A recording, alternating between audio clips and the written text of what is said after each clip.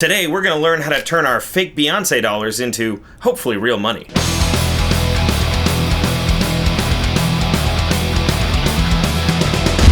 Hails, minions and mortals, this is Fang from Lords of the Trident. Now, I've been in the music industry for a long time, and we all get into the industry for different reasons.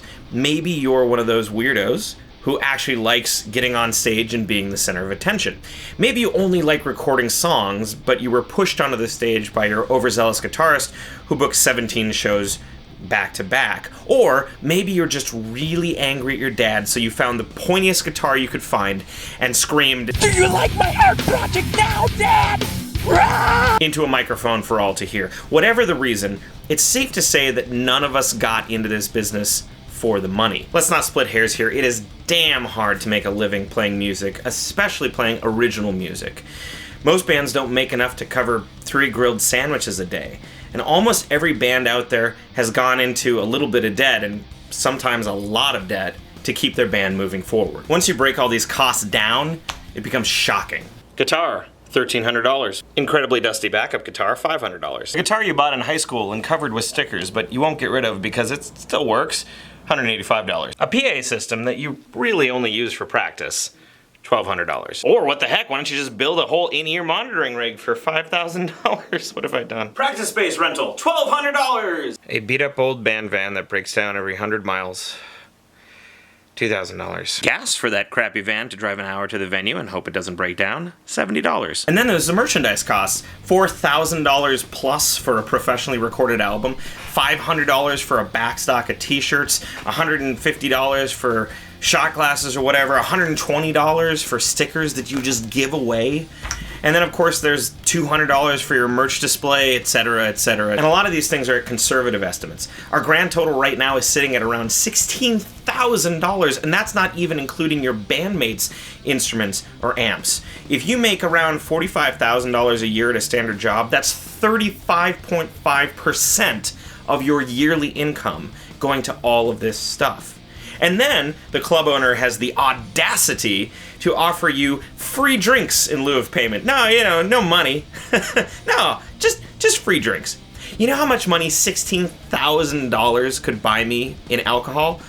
Enough to kill me and all of my bandmates many times over. Now, it's important to remember that yes, the club owner is also running a business, but at some point you have to stand up and demand money for your services. After all, you can't just continue to burn through your personal money while the club owner profits from all of the drink sales that you brought in. The secret to asking for money is leverage. If you routinely pull out more drinking patrons to your shows, you can ask for a bigger guarantee than a band that doesn't. This is why it's generally futile for newer bands to ask for guarantees. They have no leverage. The bar owner doesn't know if they're going to bring out 100 people or one person. Unless they're already super famous, you have to start a rapport with the club and show the bar owner that you are a professional band who can definitely bring out people.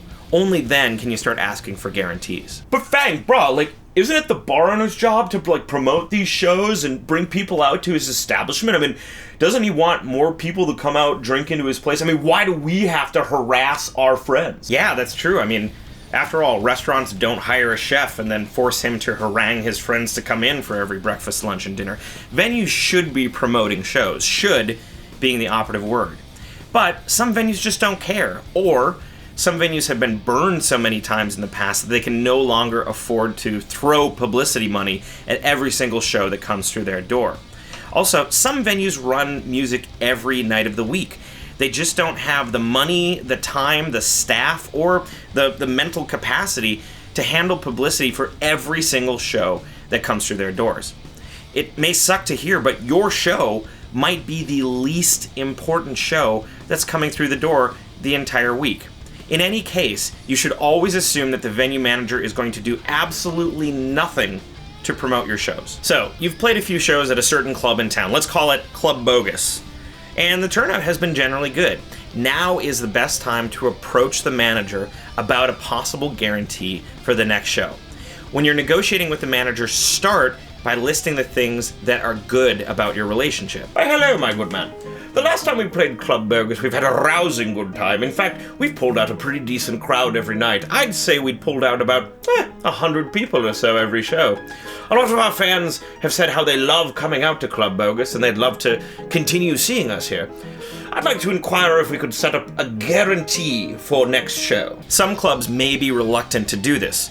In that case, you gotta hit them with the data. Well now, my good man, let's take a look at the numbers. We bring out about 100 people to each show here at Club Bogus. Now, let's say for the sake of argumentation that 80% or so of those people are what you'd call the drinking type. It's probably closer to 90 or 95%, but just for the sake of argumentation, we're gonna say 80. Now, if 80 people purchase one drink at $5 per drink, which is a pretty standard price here at Club Bogus, you have made yourself $400. The reality of the situation, my good man, is that many people will purchase many more drinks, 2 or even 3. So over the course of the night, you have probably made yourself, at least $800. All we're asking for is a small portion of that money to recompense ourselves for our services. With these numbers and under these circumstances, asking for $150 to $200 guarantee is completely reasonable and not out of the question. Often these bar sales will last way, way longer than the amount of time that you're playing. If the owner won't budge, it might be time to look for a different venue. Bringing up money, payments, etc., it's always awkward.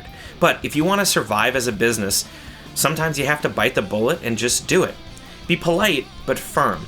You may be surprised at the amount of respect that a successful negotiation with a bar owner can get you. And if all else fails, just do an all flaming shots promotion with a rowdy, mosh pit ready punk crowd.